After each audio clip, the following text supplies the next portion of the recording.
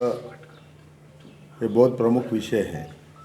श्रम कानूनों में भारत सरकार ने उसका परिवर्तन करके जितने भी श्रम कानून हैं उसको 4 कोड में लाने का प्रयत्न भारत सरकार ने किया है।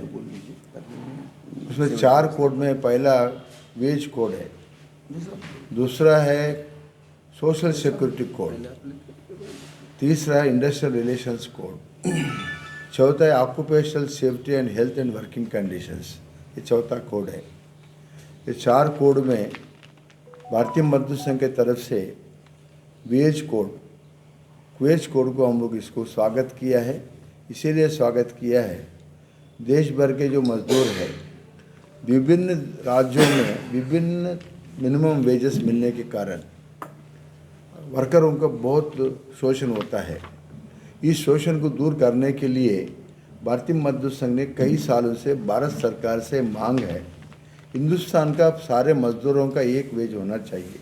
Skilled, semi skilled, unskilled, highly skilled जो कैटेगरी ऑफ एम्प्लॉयमेंट है, सारे मजदूरों का विभिन्न राज्यों से अलग अलग तनख्वाह नहीं होने के कारण अभी का उदाहरण के लिए कुछ राज्यों में तनख्वाह कम है, बहुत कम होने के कारण उस राज्य में जो काम करता है मजदूर को बहुत शोषण है। इसीलिए नया जो वेज कोड बनता है इसमें भारत सरकार ने एक योजना किया है, national floor minimum wage. Bharat सरकार की तरफ से एक मिनिमम वेज तय करेगी, उस वेज से कम कोई राज्य नहीं देना चाहिए। इसके कारण अगर कोई राज्य को ज़्यादा देना चाहता है उससे ज़्यादा दे सकता है। ऐसे एक निर्णय इस नया कोड में आया है।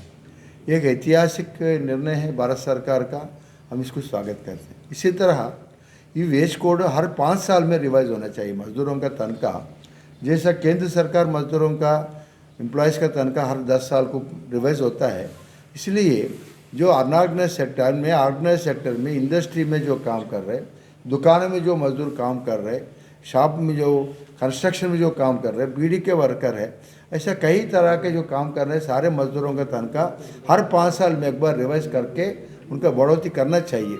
इसके लिए भी सरकार ने मान लिया है। तीसरा उपलब्धि है, इनके सारे मजदूरों को महंगाई भत्ता जोड़ना चाहिए। माने जैसे जैसा महंगाई बढ़ता रहता है 6 महीने में एक बार उनका महंगाई का जोड़ के महंगाई का भुगतान भी मिलना चाहिए। ऐसे एक प्रमुख विषय को लेकर भारत सरकार ने नया वेज कोड में लाया है। पुराना समय में ये विषय नहीं रहने के कारण किसी का तनख्वाह ज़्यादा, किसी का तनख्वाह कम, किसी का तनख्वाह 10 साल में रिविज़न, किसी तनख्वाह का भी रिविज़न ही नहीं होना, किसी का डीए के साथ भुगतान, किसी का डीए विदाउट डीए, तरह तरह का जो बिना जो विसंगतियाँ है दूर हुआ है मिनिमम वेज कोड के कारण। इसलिए भारत मजदूर संघ इसको स्वागत किया है। और दूसरा विषय है कोड, सोशल सिक्योरिटी कोड। ये सोशल सिक्योरिटी कोड बहुत बड़ा कोड है। इसमें मजदूरों का जो ईएसआई माने जो श्रम जगत को, पूरे हिंदुस्तान के पूरे श्रम जगत को सोशल सिक्योरिटी प्रोवाइड करने वाला एक कोड है। इसमें ईएसआईसी है, प्रोविडेंट फंड है, ग्रेच्युटी है, ये और मिनिमम इसके जितने भी कानून उनके उपलब्धि में 9 कानून, इसमें पुराने कानून 9 कानून इसमें हैं। विस्तार से इसको हम समय के कारण सभी विषय नहीं बोलते हुए हम इस कानून को हम स्वागत किया है। इसीलिए स्वागत किया है, मूल बिंदु समझना चाहिए। हिंदुस्तान को आज़ादी मिलकर 75 बरस हुआ है। पूरे हिंदुस्तान में ईएसआई में कवर्ड एम्प्लॉयज़ केवल 3.5 करोड़ है भारत सरकार के हिसाब से। 50 करोड़ का मजदूर हिंदुस्तान में भारत सरकार के हिसाब से 50 करोड़ मजदूरों में केवल 3.5 करोड़ ईएसआईसी का भुगतान मिलता है। उसी तरह प्रोविडेंट फंड में 50 करोड़ हिंदुस्तान का आबादी में, हिंदुस्तान मजदूरों में केवल 7.5 करोड़, लगभग 8 करोड़ लोगों को अभी ये प्रोविडेंट फंड का इसका बेनिफिट मिलता है। 75 बरस के बाद भी इतना कम मात्रा में मजदूरों को ईएसआई का, प्रोविडेंट फंड का भुगतान जो है केवल 10% से कम है। 10% से कम मजदूरों को मिलना ईएसआई में, उसे लगभग 14%, 15% प्रोविडेंट फंड का ये बेनिफिट मिलना ये गलत है। इसलिए भारतीय मजदूर संघ का निर्णय है, इसका पूरा जो कंडीशन है ईएसआई का कंडीशन हटाओ, प्रोविडेंट फंड का जो लागू करने का जो कंडीशन का हटा के सारे मजदूरों को लागू करना। इसके लिए भारत सरकार ने मान लिया।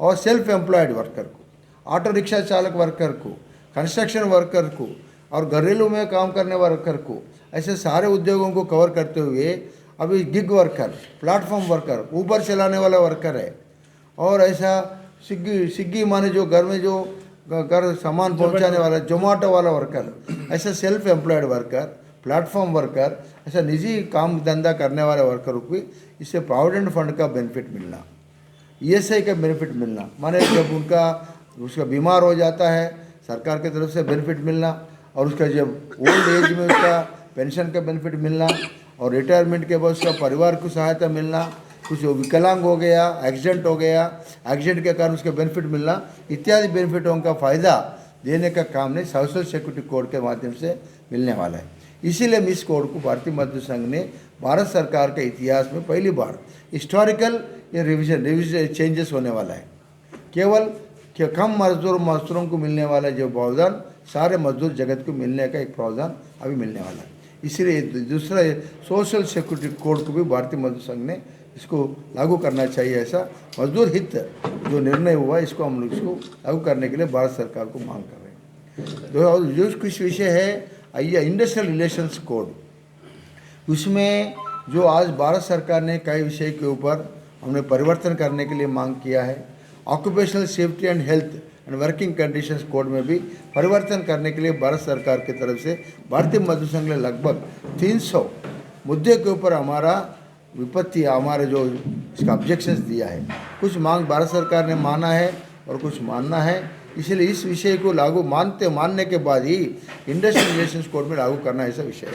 इसमें प्रमुख विषय है किसी कारखाना बंद करने के लिए अभी तक जो प्रावधान है